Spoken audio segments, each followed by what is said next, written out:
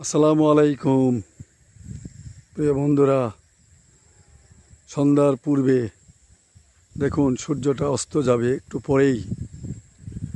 করতো নদীর ঘাটে আবার চলে আসলাম। আপনারা দেখছেন করতোয়া নদী। আসলে আমার বাড়িটা করতোয়া নদীর তীরে, তো তাই করতোয়া নদীটা নিয়েই বেশ কিছু ভিডিও তৈরি করি। আপনারা হয়তো অনেকে বিরক্ত বোধ করবেন যে এই লোকটা আর কোনো কাজ নাই, খালি করতোয়া নদী। তারপরেও যারা শহর এলাকায় থাকেন উঁচুতলা ভবনে, তারা প্রকৃতি গ্রামীণ দৃশ্য তো দেখেন না। তাই আপনারা বসে বসে মোবাইলের মাঝে দেখতে পাচ্ছেন গ্রামের প্রকৃতি, নদী, খাল, বিল, গাছপালা, বনাঞ্চল। তাই না বন্ধুরা? মনটা কত সুন্দর দেখুন। ধন্যবাদ ভাইজান।